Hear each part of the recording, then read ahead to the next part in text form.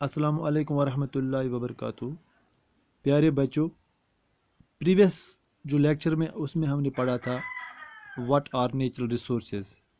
आज हम natural resource के टाइप्स या क्लासिफिकेशन पढ़ेंगे। ये 8th क्लास के लिए लेसन है। बाकी क्लास जो बाकी बच्चे बाकी क्लास होंगे वो भी इससे इस्तेफादा हासिल कर सकते हैं। चलो let us start classification of natural resources. Natural resource को क्लासिफाई किया गया है on the base of utility, on the basis of origin and on the base of quantity. इन तीन चीज़ों के बेस पे जो नेचुरल रिसोर्स को इनको कैटेगराइज किया गया है। अब हम एक एक करके पढ़ेंगे। On the base of utility, natural resource की तीन किस्में हैं।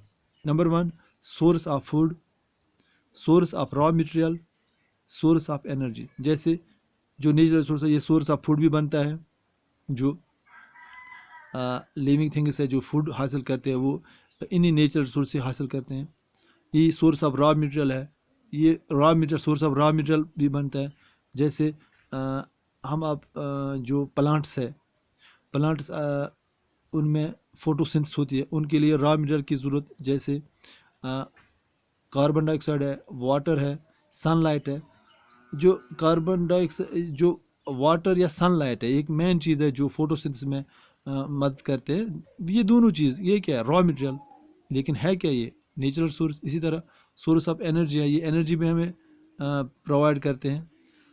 On the base of origin, जब हम ओरिजिन की बेस पे जाएंगे, इसके दो टाइप्स है, बायोटिक, एबायोटिक। बायोटिक को ऑर्गेनिक नेचुरल सोर्स, बायोटिक को ऑर्गेनिक भी कहते हैं, ऑर्गेनिक नेचुरल सोर्स या कहेंगे एबायोटिक या इनऑर्गेनिक नेचुरल सोर्स। ऑर्गेनिक का मतलब हुआ जो हम लिविंग थिंग से हासिल करते हैं।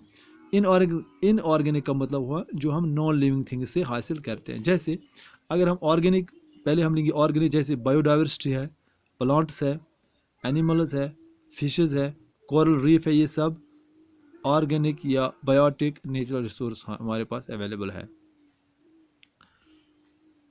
एबायोटिक में हमें पेट्रोलियम आता है, कोल आता है, मिनरल आते हैं, आयर आता है, वाटर आता है, लैंड, ये एबायोटिक में आता है क्योंकि ये नॉन लिविंग थिंग्स है। इसको हम एबायोटिक कैटेगरी में डिवाइड करते हैं। अब हम इसके on the base of quantity,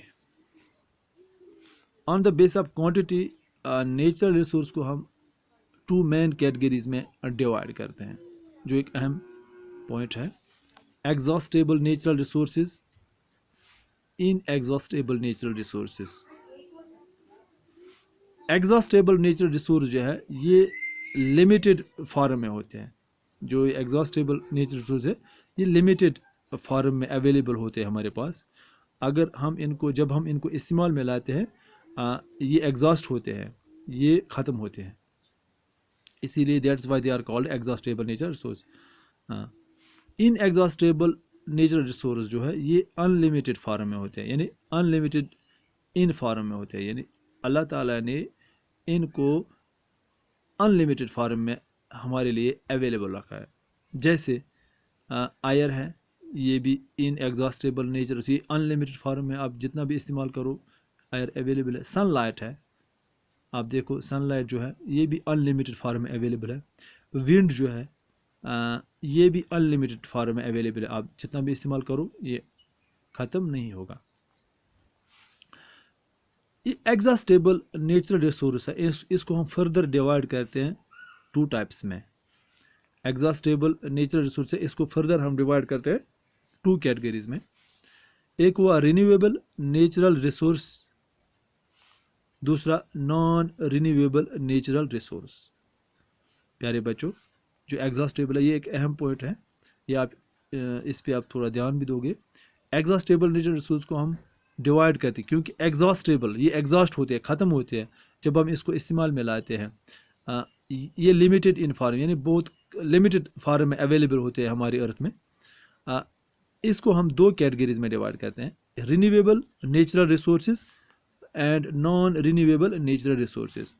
जो रिन्यूएबल नेचुरल रिसोर्स है, रिन्यू इसको हम कहते, ये रिन्यू होते हैं विथ टाइम, ये रिन्यू होते हैं, या इसको हम इस तरह भी आप कहोगे کہ یہ ریسائکل یعنی ان کو ہم ریسائکل بھی کر سکتے ہیں. ریپلینشڈ یعنی ریپلش ہوتے ہیں، دوبارہ یہ بنتا ہے. جیسے میں آپ کو جیسے میں نے یہاں ایگزامپل لکھا واٹر، آپ جتنا بھی واٹر استعمال کرو گے یہ جو واٹر ہے یہ ریسائکل ہوتا ہے. اسی طرح فارسٹس ہے، اگر ڈیفارسٹیشن کرو گے پھر دوسرے سال اگر وہ ایریا اگر ہیومن ایکٹیویٹیز اس میں نہیں ہوں گی، وہ دوبارہ وہاں جو دوسرے سال وہاں جو فارسٹ ہے وہ سٹارٹ ہو جائے گا دوبارہ، کیونکہ وہاں کچھ with the passage of time 5 یا 10 سال کے بعد جہاں آپ نے ڈیفارسٹیشن کی ہوگی، پھر اگر ہیومن ڈسٹربنس وہاں نہیں ہوگی تو دوبارہ وہاں فارسٹ کور سٹارٹ ہو جائے گا. اسی طرح وائلڈ لائف ہے، یہ بھی اس کو بھی یہ بھی ریسائکل یہ بھی رینیو ہوتا ہے with the passage of time. اس طرح کراپس ہے، اگر یہ بھی ان سب کو ہم کہتے ہیں رینیویبل نیچرل ریسورسز، یعنی ان کو رینیو بھی کیا جا سکتا ہے with the passage of time, ان کو ریسائکل بھی کیا جا سکتا ہے with the passage of time. اب number 2 non renewable natural resources. یہ جو نان رینیویبل نیچرل ریسورس ہے ان کو ہم ریسائکل نہیں کر سکتے، ان کو ہم ریپلینشڈ بھی نہیں کر سکتے. اگر ان کو ہم ریسائکل نہیں کر سکتے ہیں تو یہ کون سے ہیں؟ جیسے اس کا مطلب ہے کہ یہ اگر ہم جب اس کو ہم استعمال میں لاتے ہیں تو یہ ختم ہو جاتے ہیں، یعنی with the passage of time یہ اس کا مطلب ہے یہ لمیٹڈ فارم میں اویلیبل ہوتے ہیں. ہمارے پاس نان رینیویبل نیچرل ریسورس کون سا ہے؟ منرالز ہے، فوزل فیولز ہے، سوئل ہے. منرالز جو ہے منرالز جیسے precious stones, gypsum, gold, diamond. اسی طرح فوزل فیول میں پیٹرول ہے، ڈیزل ہے، کول ہے، نیچرل گیس ہے، یہ سب. اس طرح سوئل، یہ سب چیزیں ایگزاسٹ ہوتے ہیں with the passage of time when used. جب ان کو ہم استعمال میں لاتے ہیں، اس کے مطلب جب ہم استعمال میں لاتے ہیں یہ ایگزاسٹ ہوتے ہیں، ختم ہوتے ہیں. آج اتنا ہی پڑھیں گے، انشاءاللہ دوسرے لیکچر میں ہم دوسرا ٹاپک اٹھائیں گے. خدا حافظ.